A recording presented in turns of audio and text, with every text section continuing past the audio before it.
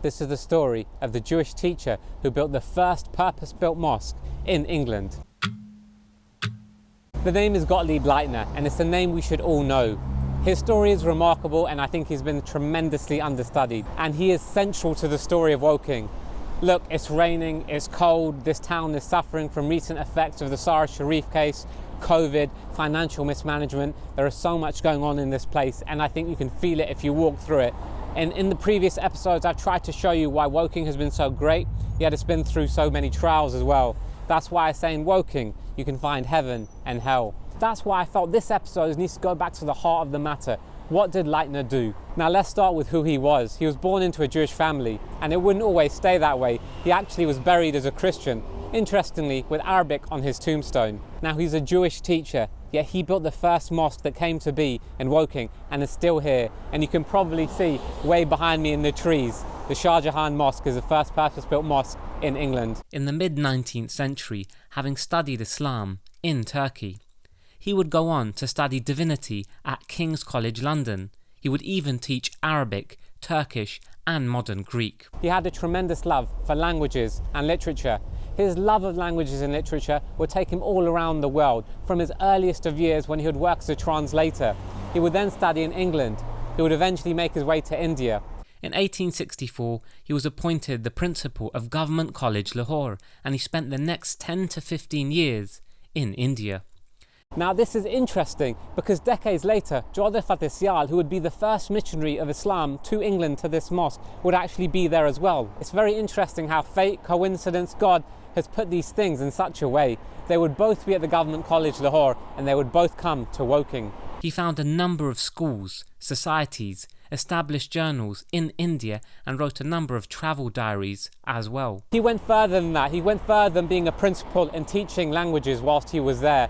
He worked with other officials, he built institutions, he pushed education, he sought funding, and what he did whilst he was there, he was actually fundamental in the establishment of the University College of Punjab, which has since become a prestigious institution. He would use these same connections and institutions whilst he was in Woking that he'd got from India. So that was a pivotal part of his story. His life could be split into so many different sections. The next section, the next chapter, was when he got to Woking. An interesting town, close to London, in the middle of Surrey, perhaps not known for anything other than the graveyard, but soon it was to change. He actually purchased behind me the lot that you can see all the way in the distance. There he built the mosque, the Oriental Institute and the Oriental Museum. The next landmark achievement in his career would be the Shah Jahan Mosque in Woking, which is still standing today, and that's what he will be remembered for. He approached Muslim rulers of Indian states for financial contributions. Among his principal contributors were Her Highness, the Begum of Bhopal, and a nobleman too. On his return to England, Leitner selected and purchased a large area of land in Woking for his project. He established the Oriental Institute in that area. He also built a small mosque and residential unit too. The mosque was named the Shah Jahan Mosque after Her Highness, the Begum of Bhopal. The residential unit was named Sir Salar Jung Memorial House after another contributor. With this came the Oriental Museum. Dr. Leitner immediately set about creating the Oriental Institute. The institute would train Asians living in Europe for their learned professions in the field of linguistics and culture. It would also teach languages to Europeans who wished to travel to the East. Now in his time, he had all three running at the same time. From here he published magazines. He took the name of the institute with him wherever he went. Soon, the Oriental Institute was known around the world. It would host students that came that wanted to study languages, let's say in London, and he built the mosque for them to serve as a purpose for their prayer. He started several journals in Sanskrit, Arabic, English and Urdu. The amount of work that he wrote and contributed is phenomenal, and I think almost unprecedented. Now bear in mind, this was the 19th century at the height of empire. Where were people going from the heart of the empire to that other end of the world to studying Islam? He was truly decades, maybe a century or so ahead of his time. But what he did meant his legacy still lives on today.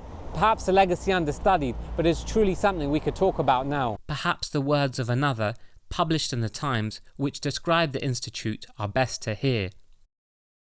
G.R. Badenoch wrote on the 27th of August 1884 about Dr. Leitner and the Institute. He has so arranged every department that you can trace at once the influence of Greek art on the art of India. I was also struck by the large collection of Indian manuscripts and books, some of them proving that India possessed the art of printing long before its invention in Europe. I considered that India is greatly indebted to Dr. Leitner. There is a beautiful home where the highest in the country can go, live and study all the greatest scientific appliances which England can produce without coming into any sort of contamination, as they may consider with European manners and customs. He can, moreover, study the history of his own country from specimens of art, coin, manuscripts and books, the like of which I have never seen. I believe also that he can be examined and become a graduate of the Punjab University. Perhaps he was a difficult person. There are instances looking at his history where he may not have got on with other people. Perhaps he was a difficult academic. Perhaps he had his own ways. Once Dr. Leitner said, "There is no place in the world where the Institute and its publications are less known than in Surrey." But that doesn't take away from the fundamental drive and passion and what he achieved whilst he was here. Now, the reason I'm actually here today is, look, you can see that Maybury, the heart of Woking, is built around this mosque. There are thousands of residences nearby, mostly Muslims, who frequent this mosque. The entire community has been built around this mosque. So when you talk about Islam in England, remember it was a Jewish teacher who helped bring Muslims together. Now, the very sad part of this, as Gottlieb Leitner died, his family was not interested in pursuing the academic institutions that he set up. Thus, only the mosque is left. What happened shortly after Gottlieb Leitner died?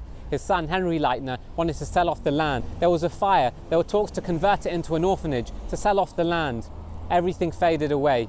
All of those hard years, work and efforts, and things that Leitner had put, the museum that he had collected so many different pieces for, the magazines that he established, the mosque that he built, all were soon to fall apart. The mosque would soon become empty for years upon years. Garbage would fill the mosque, and soon it would later be the Ahmadi Muslims who would find the mosque in disarray. The institute itself did not continue. The museum itself, with all of the worldly treasures it had, sold off. The land was sold. There was even talks that Henry Leitner may have converted it into an automobile factory of some sort. Thus was the end of Gottlieb Leitner's legacy for that time. It was only soon to be revived. But by who?